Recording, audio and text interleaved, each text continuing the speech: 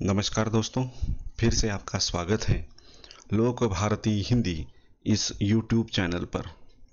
सातारा जिला हिंदी अध्यापक मंडल सातारा और लोक भारती हिंदी इनके संयुक्त तत्वाधान में यहाँ पर SCRT के द्वारा जो सेतु अभ्यास यह उपक्रम दिया गया है, इसके बारे में मार्गदर्शन हम यहाँ पर करने वाले हैं।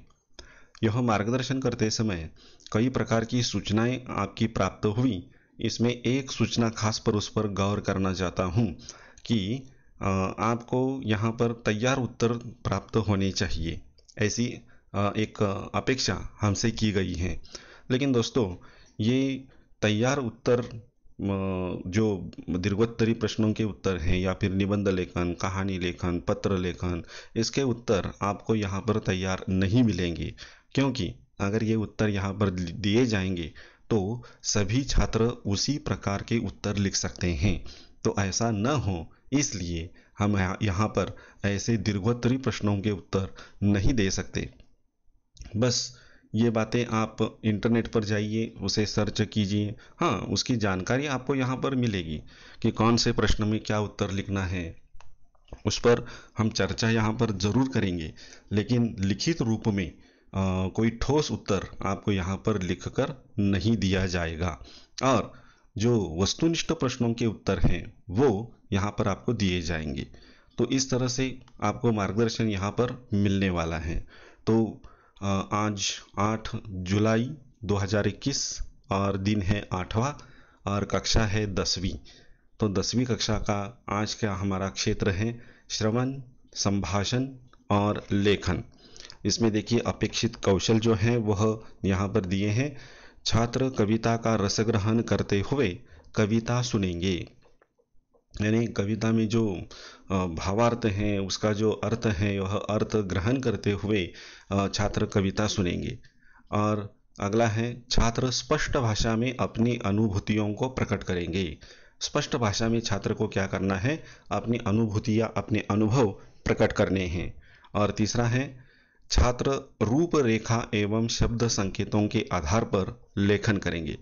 अगर छात्रों को सिर्फ रूपरेखा बताई और शब्दों की ओर संकेत किया तो ऐसे शब्द संकेतों के आधार पर उसे लेखन करना आना चाहिए। तो इसमें पहले देखिए, सबसे पहली कृति है आओ पता करें।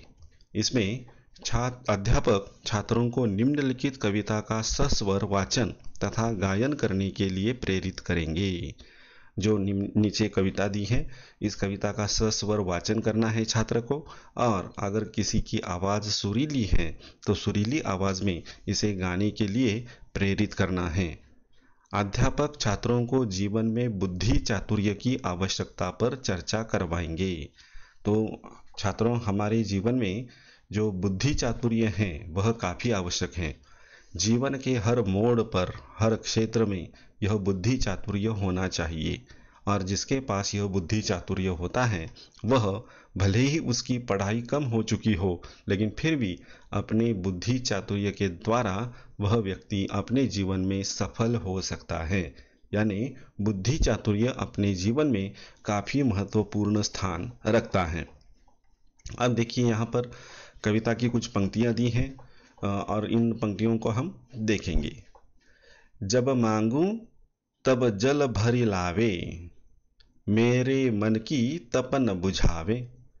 मन का भारी तन का छोटा, ऐ सखी साजन ना सखी लोटा।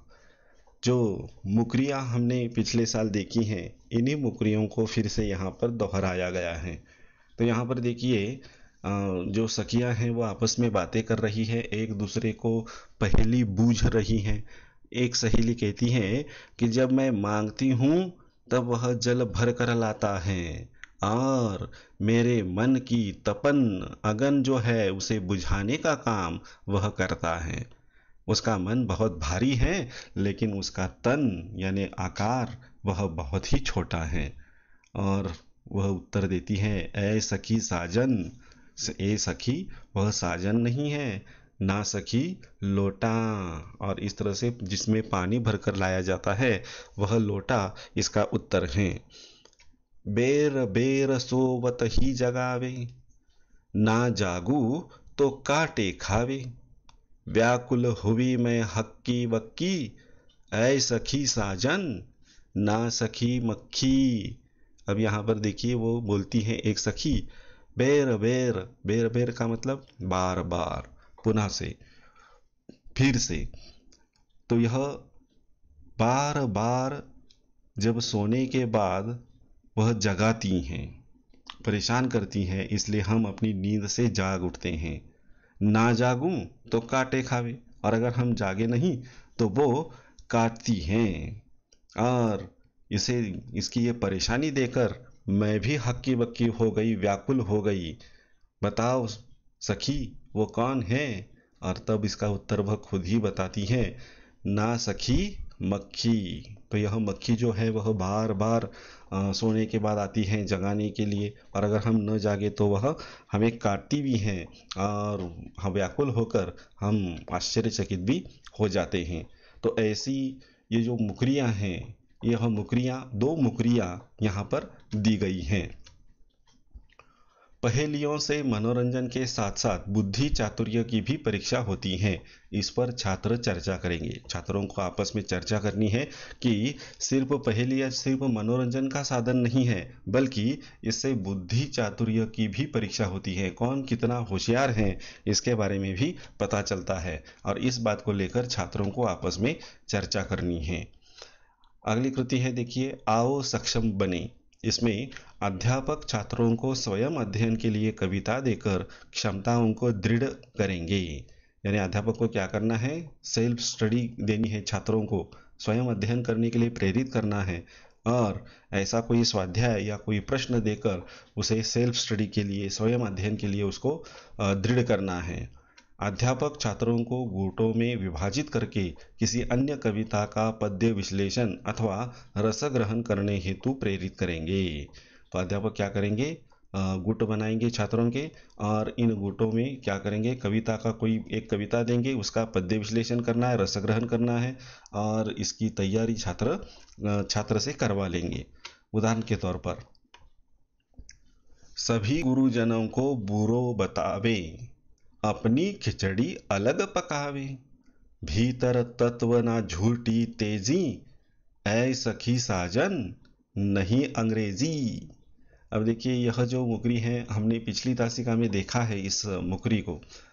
इसमें देखिए सभी गुरुजनों को वह बुरा बता देती हैं और अपनी खिचड़ी अलग पकाती हैं, अपनी बात अलग पकाती हैं। भीतर कोई तत्व नहीं है और झूठी होती है, तेजी होती है। बताओ सकी वह कौन है? तो वह अंग्रेजी है। तो इस तरह से ये जो मुकरी है, इस मुकरी का पद्य विश्लेषण करने के लिए बोलना है कि इसमें इसका भावार्थ लिखिए, इसमें आपको कौन सी बात पसंद आई, क्या वो बात सच्ची है, झूठी है। तो इस तरह से इसका पद्य विश्लेषण आपको करना है। अगला है देखिए, आओ अभ्यास करें। इसमें अध्यापक छात्रों को कविता के आधार पर निम्नलिखित कृतियों को हल करते हुए कविता का आशय समझ लेने की क्षमताओं का दृढ़ीकरण करेंगे। तो अध्यापक कविता के आधार पर जो कृतियां हैं, इन कृतियों को हल करवा लेना है, उनके उत्तर लिखने हैं। तो देखिए यहाँ पर मैंने उत्तर लिखे हैं। निम्नलिखित कृति पूर्ण कीजिए। लोटे का कार्य, पहला है जल भरना और दूसरा है प्यास बुझाना। दूसरा है देखिए, मक्खी यह करती हैं, क्या करती हैं? एक तो वह काटती हैं और दूसरा है वह नींद से जगाती हैं। आ है देखिए, निम्नलिखित शब्दों का उत्तर एक शब्द में लिखिए। मन की तपन बुझाने वाला लोटा, सोने वाले को बार बार जगाने वाली मक्खी। तो इस तरह से इसके उत्तर यहाँ पर दिए गए हैं। अगला है देखिए, अगली कृति, आओ सृजन करें। अध्यापक छात्रों को गांव के नामों पर आधारित पहेलियां बनाने के लिए कहेंगे। अक्कलकोट, सिंधु दुर्ग यहाँ पर उदाहरण के तौर पर दिए हैं। तो गांव का नाम जो है, वह गांव का नाम, उस पर आधारित कोई पहेली बनाओ, और यह पहेली अपने छात्रों में पूछो कि अरे भाई ऐसा कौन सा गांव है कि जिसमें ये नाम आएंगे। वो असली नाम मत बताइए, लेकिन उससे मिलता जुलता हुआ कोई नाम, कोई क्रिया, कोई चित्र दिखाइए और नाम पहचानने के लिए उसे बोलिए। तो यह एक प्रकार का मनोरंजनात्मक खेल है और इससे बुद्धि चातुर्य भी पता चलता है। इसके अलावा देखिए, अध्यापक छात्रों को घर के बुजुर्गों की सहायता से पहेलियों का संग्रह करने को कहेंगे। छात्रों को क्या करना है? पहेलियों का संग्रह करना है। अपने घर में जो बुजुर्ग लोग होते हैं इनके पास देखिए ढेर सारी पहेलियां होती हैं, तो इन पहेलियों का संग्रह कीजिए और उसे आपस में चर्चा करते हुए उसका आनंद उठाइए। और अंत में है पूरक पठन स्रोत। इसमें काका हाथरसी जी की हास्य व्यंग्य कविताएं पढ़े। जो काका हाथरसी कवि जी हैं इनके हास्य व्यंग्य से संबंधित अनेक प्रकार की कविताएं आपको मिलेगी। इसके वीडियोस भी आपको देखने हैं तो आप देख सकते हो। तो नेट पर जाइए, अंतर्जाल पर जाइए और वहाँ पर सर्च कीजिए काका हाथरसी जी, और उनकी व्यंग्य रचनाएं आपके सामने प्रस्तुत हो जाएगी। उसे पढ़िए और उसका आनंद उठाइए। तो यहाँ पर आज के लिए बस इतना ही। यहाँ पर हम रुकते हैं। धन्यवाद।